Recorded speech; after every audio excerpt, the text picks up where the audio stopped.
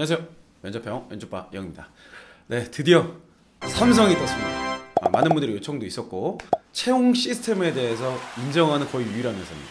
자, 문항은 크게 5개 정도로 구성되어 있는 것 같아요. 첫 번째는 취미, 특기, 존경하는 인물. 그 다음에 사실 첫 번째 문항이 지원 동기와 입사 후 포부입니다. 그 다음 문항은요, 성장 과정이에요.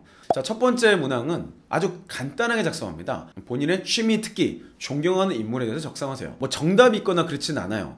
이거는 결국 임원 면접을 위한 겁니다. 임원분들이 여러분이 어떤 사람인지 면접에 도입을 열기 위한 질문이라고 보여요. 자, 여기서 정답은 없지만 꼭 피해야 될 요소는 있어요. 정말 직무와 아무 상관없는 거.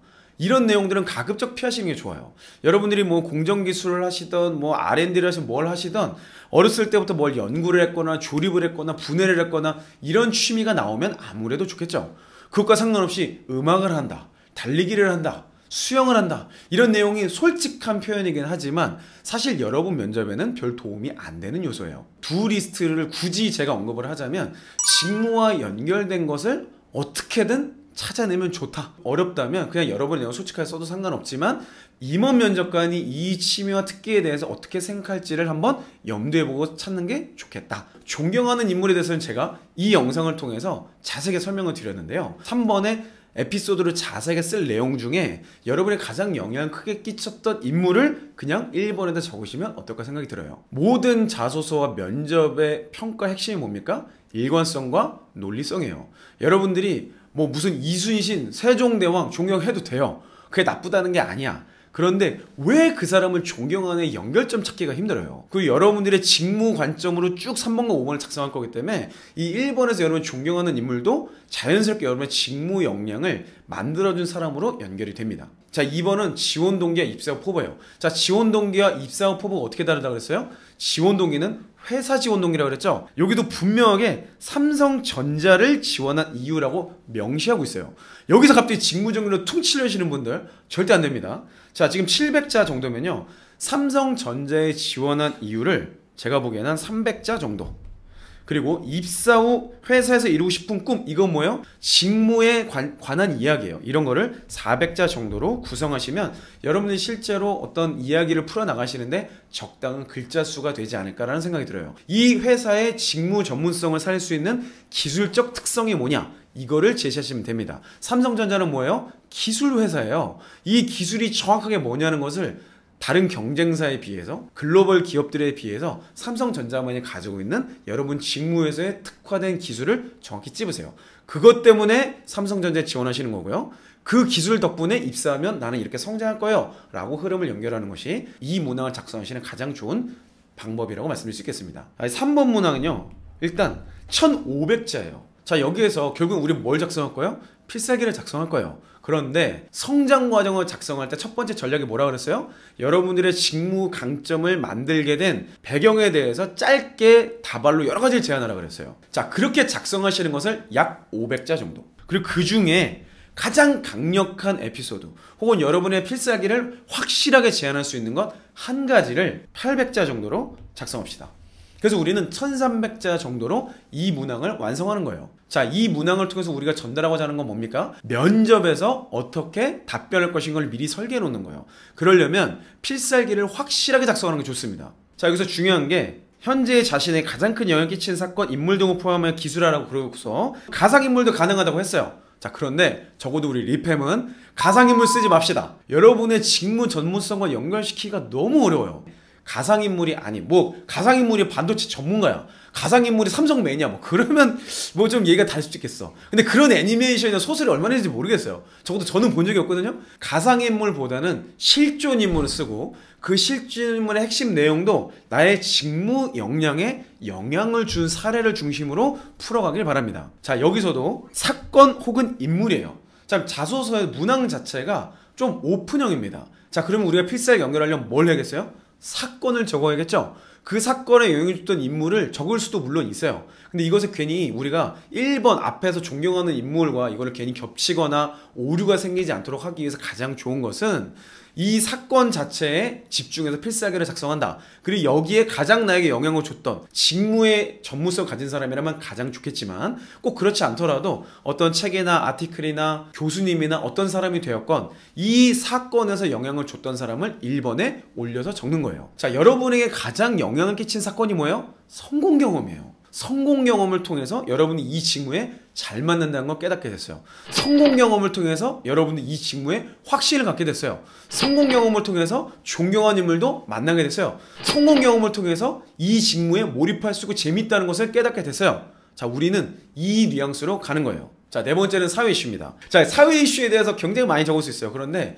여기서 여러분이 절대 피해야 될 것은 뭐예요? 여러분 다 아시겠지만 정치 쟁점화가 될 만한 이슈는 피하세요. 그리고 반기업 정서가 될 만한 이슈도 피하세요. 특히 삼성은 최근에 어려움을 많이 겪었어요. 여러분들이 말을 몇 마디를 잘못 던지면 면접관 입장에서 굉장히 당황스러울 수 있어요. 자, 그래서 우리는 어떻게 작성한 건 제가 전략을 말씀드릴게요. 뭐 딴 거 쓸 필요 있나요? 지금의 바이러스 사태를 쓰는 거예요. 그런데 여기서 주의해야 될 거, 바이러스 사태를 바라보는 관점이 너무나도 많습니다. 우리는 기업 관점에서 적어야 돼요. 그럼 뭐예요? 이 바이러스 사태가 내가 지원하는 산업 생태계에 미친 영향, 일단 그거를 적으세요. 자, 그거를 조사하는 건요 굉장히 쉽습니다. 경제신문 조금만 찾아보세요. 어마어마하게 많은 정보가 있어요. 자, 거기에 우리의 전략적 포커스는 뭐예요? 이게 우리 산업에 미친 피해예요. 그리고 그 피해를 어떻게 돌파해야 되냐, 여러분들의 견해는 또 어떻게 뽑을 거예요? 그런 현상에 대해서 꼬집는 경제신문에 있는 사설을 쓰세요. 여러분, 일간지나 종합지에 있는 내용들은요 정치적 견해가 굉장히 강합니다. 가급적이면 경제신문에 있는 사설, 물론 그런 것도 정치적 관점이 없다고 볼 수는 없지만 그래도 경제신문에 있는 칼럼들은요 기업 관점에서 작성하는 굉장히 많아요.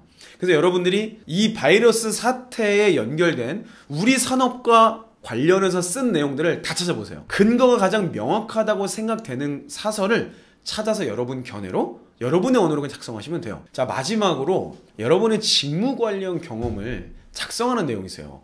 이 직무 관련 경험 작성은요 필살기 프레임을 작성하시면 돼요. 삼성도 필살기 문항을 중요하게 봅니다. 결국엔 이걸로 평가하게 될 거예요. 직무 면접에선 100% 이걸로 평가합니다. 자, 그런 맥락에서 지금 먼저 삼성전자 DS 파운드리 공정기술이라는 직무에 있었던 질문을 한번 보도록 할게요. 지원하는 직무 관련 본인이 갖고 있는 전문 지식, 경험을 작성하고, 여기 일단 이거를 우리는 몇 자 적어요? 300자 이내로 적습니다. 이것만 또 막 700자 적으시는 분들이 있어. 아니에요. 여러분들이 어떤 경험을 했고 어떤 공부를 했는지 이미 앞에 이력 단계에서 여러분들이 어떤 과목을 수강했는지까지 다 기입하게 돼 있어요. 그걸 다 적을 필요 없어요. 그 중에 직무와 직접 연결된 핵심적인 내용, 특이한 경험만 그냥 나열하세요.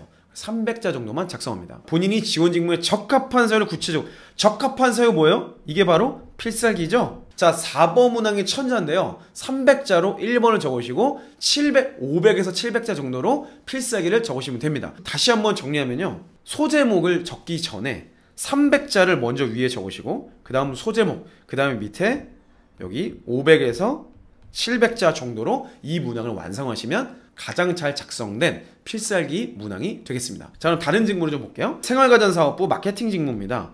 본인의 경험 중 대상의 니즈를 파악하고 상업에서 전략적 해결 방안을 제시한 경험, 이거 뭐예요? 성공 경험이죠. 이게 필살기예요. 자, 근데 제가 삼성이 정말 잘한다고 생각한 포인트 중에 하나는 직무별로 지원자 헷갈리지 않게 정확히 이런 역량을 묻고 있어요. 지금 여기는 뭐예요? 문제 해결 능력인데 상대방의 고객 조사를 했냐, 상대방 관점에서 무언가를 제시하고 있는가, 광의적 의미의 협상 혹은 설득과 연결이 돼요. 마케팅 직무는 고객을 설득하는 것이죠. 여기서 반드시 들어가야 될 포인트는 고객을 조사하는 겁니다. 설령 B2B예요? 교수님이에요? 그분들의 입장에서 그분들의 원하는 게 뭐였는지 조사했던 내용을 토대로 내가 원하는 것을 어떻게 해결했는지 이 두 개를 연결시키는 고리만 있으시면 될 것 같아요. 자, 비슷한 문항이 무선사업부의 구매입니다. 자, 여기에서는 협상이라는 개념이 들어가야 돼요. 협상의 핵심이 뭐죠? 윈윈입니다. 앞에 얘기했던 고객조사에서 나왔던 내용과 굉장히 비슷한데 여기에 니즈는 이랬고 우리의 니즈는 이래서 이 중간에 교집합을 제안한 결과 우리 둘 다 좋은 합의점을 찾을 수 있었습니다. 이게 협상의 핵심 경험이에요. 자, 당시 상황, 해결 방법, 결과 포함. 이거 뭐죠? 3C, 4P, 프레임. 정확히 일치하죠? 요 내용 관점으로 여러분이 그동안 갈고 닦았던 필살기를 드디어 드디어 삼성에다 쾌척하는 겁니다. 여러분, 삼성의 자소서는요, 철저하게 면접을 염두에 두고 만들어졌어요. 이거는 100%입니다. 기획해본 사람들은 보여요. 그냥 눈에 보여. 이 문항 하나하나, 단어 선택 하나하나가 자소서를 평가하기 위함이 아니에요. 면접을 평가하기 위해서 벌써 몇 수를 앞에 내다보고 던진 거예요. 자, 제가 삼성에 대해서 여러 가지 제가 이해하고 있는 관점을 설명을 해드렸어요. 뭐 이게 답이 아니죠. 제가 삼성의 인사팀이 아니기 때문에 당연히 이것보다 훨씬 깊이 있는 설계 의도, 그리고 훨씬 복잡한 내용들이 있을 수 있어요. 하지만 중요한 것은 제가 말씀드린 내용으로 여러분들이 준비를 하신다면 아마도 거의 모든 평가에 유리한 고지를 선점할 수 있을 겁니다. 일주일 가까운 시간이 있기 때문에 최고의 퀄리티, 최고의 설계 의도에 맞게 준비를 합시다. 그랬을 때 면접까지 한 큐에 갈 수 있는 결과를 경험하시게 될 겁니다. 여러분 필요하신 내용들, 궁금하신 내용들은 댓글을 통해서 의견 주시기 바라고, 신흥학교에 오시면 3C와 4P를 완벽하게 만들 수 있는 시스템과 체계가 완성이 되어 있습니다. 여러분들을 위해서 체계를 구성해 놨으니 여러분 꼭 아래 링크를 통해서 신흥학교 입학을 하시고 한방에 통과하시는 여러분 되셨으면 좋겠습니다. 이상 이영이었습니다.